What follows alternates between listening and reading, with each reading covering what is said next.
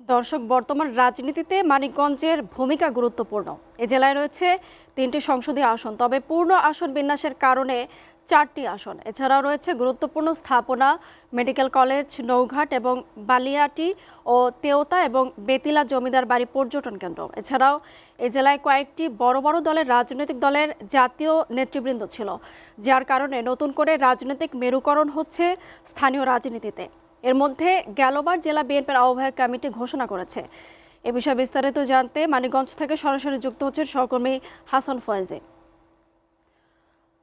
ফয়েজি, মানিকগঞ্জে জেলা বিএনপির আহ্বায়ক কমিটি কি ঘোষণা করা হয়েছে, আর কোন কোন দল আছে কিনা, আর জামায়াতের সাথে বিএনপির সম্পর্কটাই বা কেমন, জানাবেন।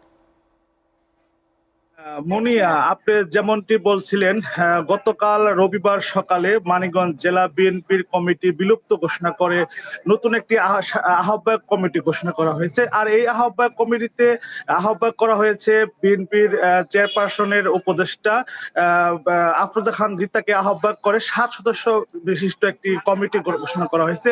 আর এই কমিটি ঘোষণার পরেই মানিকগঞ্জের যে 7টি উপজেলা রয়েছে, 2টি পৌরসভায় কিন্তু আনন্দ মিছিল তারা উপজেলা বিএনপিরা এখানে অনুষ্ঠিত করেছে। আর এই মানিকগঞ্জ জেলাটি যেমন খুবই গুরুত্বপূর্ণ ঢাকার কাছে হওয়াতে, এবং বৃহৎ রাজনৈতিক দল বিএনপির সাবেক ভারপ্রাপ্ত মহাসচিব খন্দকার দেলোয়ার হোসেন এবং বিএনপির চেয়ারপারসনের ও সাবেক উপদেষ্টা সাবেক মন্ত্রী হারুন রশিদ খান মন্নুদের মতো আলোচিত ব্যক্তিত্বের জন্মস্থান এই মানিকগঞ্জে, তেমনি সমালোচিত ব্যক্তি রয়েছে মানিকগঞ্জের সাবেক এমপি, আওয়ামী লীগ থেকে কণ্ঠশিল্পী মমতাজ বেগম, এবং দুর্জয়ের জেলা কিন্তু এই মানিকগঞ্জে রয়েছে। আর মানিকগঞ্জে আপনি জানেন, আপনার মাধ্যমে জানাতে চাই, এটি বর্তমানে 3টি আসন ছিল। বিগত ফ্যাসিস্ট সরকারের আমলে 3টি আসন ছিল 7টি উপজেলাকে নিয়ে, কিন্তু 2001-এর যদি ফিরে যাওয়া হয়, এখানে কিন্তু 4টি আসন পুনর্বিন্যাস করা হবে এমনটি আমরা জানিয়েছি।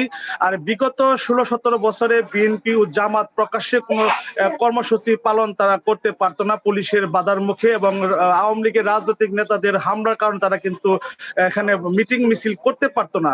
কিন্তু এই 5ই আগস্টের পরে জেলা বিএনপি এবং জামাত তারা কিন্তু সারা মানিকগঞ্জের 7টি উপজেলা 65 ইউনিয়নে কিন্তু তারা বিভিন্ন রাজনৈতিক কর্মসূচি পালন করে যাচ্ছে।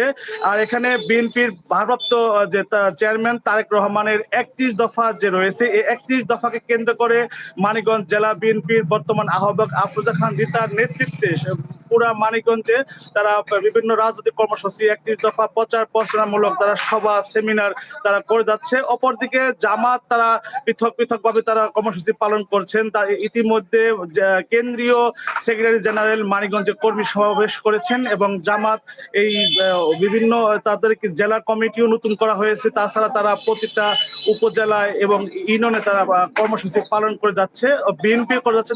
তাদের মানসিক মানিকগঞ্জে তার জামাত এবং বিএনপির তাদের মানসিক কুন্দল থাকলেও সেটি কিন্তু প্রকাশ্যে নেই। তারা আপাতত তারা তাদের নিজেদের মাঠ গোছাচ্ছেন বলে এমনটি আমাদের কাছে খবর আছে। আর এখানে আওয়ামী লীগের 5ই আগস্টের পর তারা পলাতক রয়েছে, তাদের কোনো কর্মসূচি এই মুহূর্তে নেই। এবং বিএনপির যে সাবেক কমিটি ছিল, এখানে যারা পদ বঞ্চিত ছিল তাদের মধ্যে কিছুটা চেয়েছিল যে এই কমিটিতে নতুন কোনো সদস্য আসবে, কিন্তু আপাতত বিএনপির কোনো কোন্দল নেই। এই ছিল মানিকগঞ্জের রাজনৈতিক মেরুকরণের সর্বশেষ খবর।